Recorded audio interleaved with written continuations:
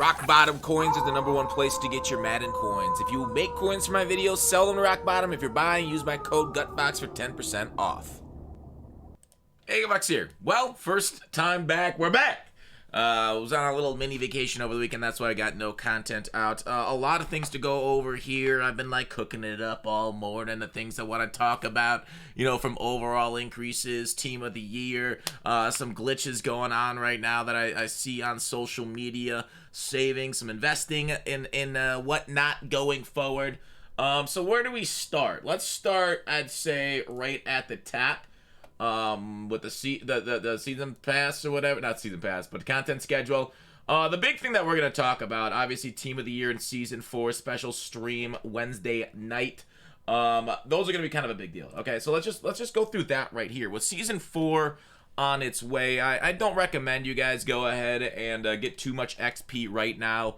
And just save it for the new season player, whatever it is. Unless, of course, you need to close it on Gronk, as Gronk's very important. So the competitive pass, apparently there's like a glitch, but it's like in our favor, so it's like a cool glitch. This is the BND weekly wildcard. Apparently it's giving out 97 overalls.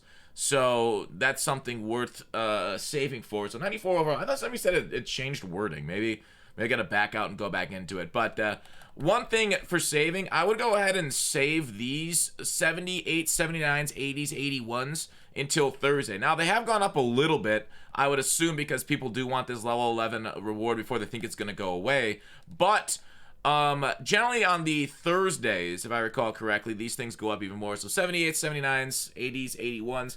Not sure it's worth investing into it right now because they did go up in price a little bit from yesterday to tomorrow. But maybe tomorrow if you can find some cheap ones. Not a bad idea to get cheap ones because they probably will go up a little bit.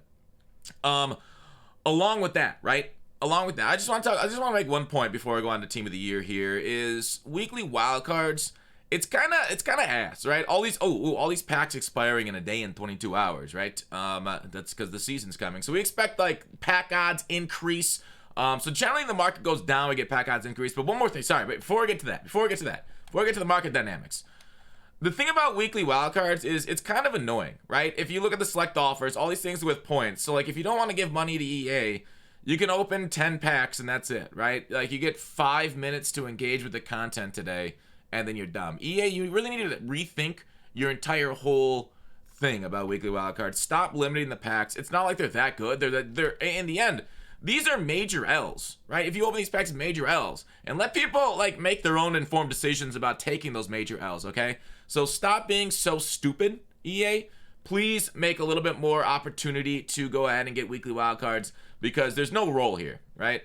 On the topic of rolls, the 80, if we get team of the year 90 or 98 overalls, AKAs go up to 98 overalls. Potential, the 89 AKAs go up in value because they won't be supplied out of this roll anymore. So FYI on that. I wonder if how many of these rolls are going to go away with the new season and everything, but not a bad one. This 86 Super Bowl player roll was hot as heck, if I recall, last week when the 86s shot up in price for the exchange sets for the sleigh. With that said, let's talk about, one more piece of news. The 99 overall all-madden special player is coming this week, they said. I don't know who it's going to be, right? They gave us Slay, who's a really cool one. The only other 97, greater than 97 is JJ Watt and a couple quarterbacks. It'll probably be like a 99 overall quarterback again because EA loves letting us down. Instead of giving us like another cool position like Slay, like a, dominant position, I totally expect it to be like, Jim Plunkett or some crap, right? 99 overall, we're like, oh, okay. Because like, dog, it's free. Right? And I don't know, is free content gonna be cool content? That'd be kind of cool if it's like a new legend though. Or a new player, but whatever. Anyways, moving on to the next on the list. Team of the Year solos. Team of the Week solos. Make sure and do them for a free Team of the Year. Definitely made that note. And then the other one is Team of the Year. Okay, so what's happening? What's happening with Team of the Year? Okay, so if we take a look at our current training spreadsheet, right? Since the removal of the TVP, we've been a little bit of a, I wouldn't say free fall, but a little bit of a downward trend here. If you recall, these things were sitting at about 3 or so with TVP. Now we're under 2 on a lot of them. Obviously, these are unfiltered prices, remember? You can snipe a lot lower. Now, with the introduction of Team of the Year, right? if you look at this underground YouTuber named GutFox, he put out videos last year and most years about what's in packs and everything. So what we end up doing is going through Team of the Year. And if you recall last year, 96 overall was the Team of the Year defense, offense, 42,000, right? So they weren't like specific different overalls. They were all like, same overalls. So last year's content, so for 96 overall, it was like 37,000 training. So for 96, but it took 42,000 training to go into there. The thing is, like, some of these cards are usually higher overall, so there's arbitrage opportunities with the rolls and stuff. So we'll see if they keep it consistent this year. So for like this year's value, 98 overalls, which I don't have a number for it. I don't know if there's a 98 overall training card out there. Not that I think JJ is limited, so he's not that. But we can kind of project it out. Maybe 250K. 250K makes sense. 250K, so the roll itself would be 280K. 280,000. Anyways, whatever the roll costs, if they bring the roll, which I do suspect they will bring a roll out, whatever the roll costs, it's gonna bring a lot of demand for training. And with a demand of training means prices go up. So we could totally see a increase in price for each of these cards. So to prep for Team of the Year, the number one thing would be is probably get training. We've had Team of the Year rolls for years now. I don't expect them to screw us and not bring Team of the Year rolls out again. We'll see what they do, but I do expect training to be a little bit more valuable come Thursday for Team of the Year. Now, take a look at the prices, right? So Team of the Year last year, January 25th, all right? January 24th, the prices last year, you can see these things about just what I talked about, 4.84, 444. So a lot of these things were in the fours. And then when it came out, up into the sixes, right? Just like not that far after it goes live, right? Up into the sixes, sevens.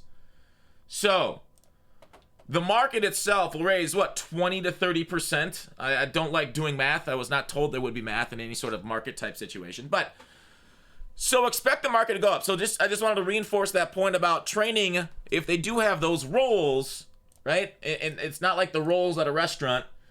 They ain't that nice. If they expect the market to go up a bit on Thursday is basically my large point. Overall, like high-end cards. So like market itself will go up. High-end cards that are well above training value, 97s. Might go down a little bit. You never know. It really depends on what card it is, and if they'll go up or down. I think that kind of ties into limited investing. I think people are kind of getting out from under their market. So I don't want to take. I'll take look at a couple of my binder right here. I didn't sell off limiteds before I sold my team before leaving for the weekend. So why aren't limited investing working? It's because too many people are doing it, right? I mentioned this on stream. I don't know if I mentioned it during a video. Like, for example, Russ Grimm, all right? So when he was in packs, he was like 600 plus, right? 650-ish, down to 519. I noted when I was looking to, like, buy a couple of these things for investments, I was getting out-sniped. I was literally getting out-sniped instantaneously buying these things. There's too many people buying limiteds, right? When people are talking about, hey, this is a great investment, it's going to ruin the investment, okay? It's just simple, market dynamics. When there's so many people on something, it's like why I try not to tell methods out here on this channel. Because if I say, hey, this is profitable, this ultimate ledger set's insanely profitable, a lot of people are going to hear that and do it, okay? So when limited investing gets really like well known, it's profitable, it tends to not be profitable slightly after that, right? So it really depends on how popular it is. But when I saw the velocity of these Grimms getting bought, that's when I said, okay, yeah, this is probably dead, at least for a while. Maybe all year it might be dead for, but I can see, like, because enough people need to lose coins on limited investing for it then to be worth it down the road. Okay, that's basically the point I'm trying to make. People need to take a bath to stop investing in limiteds before they start to be worth investing in again. Yeah,